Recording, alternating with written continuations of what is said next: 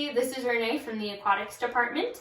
I'm going to show you some things that you can do at home with your kids, working on learning how water displacement happens, and the way we hold our hands, move our bodies through the water can have different cause and effect, and which motions are perhaps more effective than other motions. I've got some little friends that I'm going to use to help me out. You can also improvise if you were like me and you don't necessarily have toys to use offhand. This also works, or even a water bottle, anything that will float. I put a little bit of bubble into the bathtub here to help show water movement a little bit.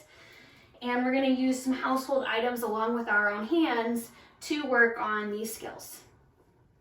One of the first things we're going to work on here and touch on is that kids oftentimes will start with their hands like this in the water, thinking more surface area must certainly mean I'm going to get more water. A couple of household items you can use to help them understand how that really does or doesn't work is like a whisk or a slotted spatula.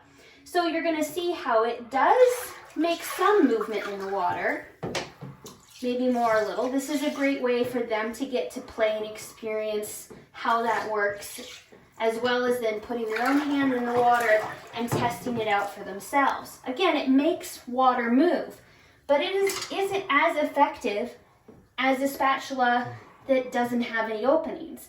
Encourage them to try to mimic the shape that they see, so that then, if we put one of our objects here, they can see just how effective that motion is, and then do it themselves as well. And you've got lots of different things that you can use that they'll change. This is a slightly curved spatula that would also work. This is a little bit of playtime, but it's also a little bit of water discovery time. Does this work better? Or if I make a shape this tight, does that work better or worse? So if you've got other tools as well, pull out whatever you want to use in your household kitchen to help them see a shape similar to the shape that they're creating, and how maybe one shape is better than another shape. And if you've got smaller ones for some of the littler kids, that can be fun for them too. Another thing that you can use in this same time frame that you're playing with the water and these tools is getting out some different straws that you may have in your household.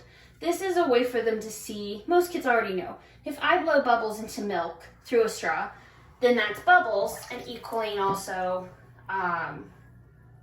air movements going through. So sometimes to help a kid get to the point where they're ready to put their face in and blow bubbles, we can start with our face out of the water blowing bubbles, as well as seeing a cause and effect. Something fun if you have more than one kid is you could line up different objects or multiple objects and give them each a straw to try to make their little characters race to see who can get their object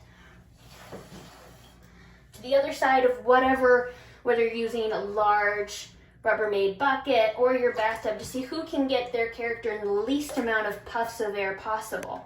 And does one straw make a better straw or another straw? For some people, yes. For some people, no. Any straw should work and should be able to direct the air for your kids to get to play with and see, again, some cause and effect from what they're doing, until eventually they reach a point where they're ready to put their face in the water themselves. All of these things is a great activity that can be done during normal bath time, or even as a special water play time in your day. Finding little things around your house that you're able to have some opportunity to talk to your kids about different shapes. The main ones we normally see are fingers splayed out.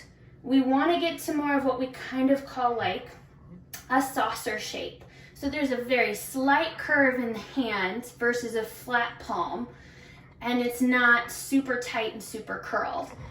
A nice slight divot in the hand really helps catch that water, and they can then see their water movements compared to one or the other. What is more effective? And if you've got the space in your bathtub as well, you can use that to also see how many pushes of water does it take to get that friend from one end to the other, depending on what movement they're doing with their hands. You could tell with that one already, it took me 2 more times. That was less effective than the other methods. Well, I hope you enjoyed my little demonstration of an activity you can do at home with your kids to keep them interested in the water and learning about how things work in the water, as well as what their body does in the water makes a difference. Thank you for your time, and I hope you guys have fun.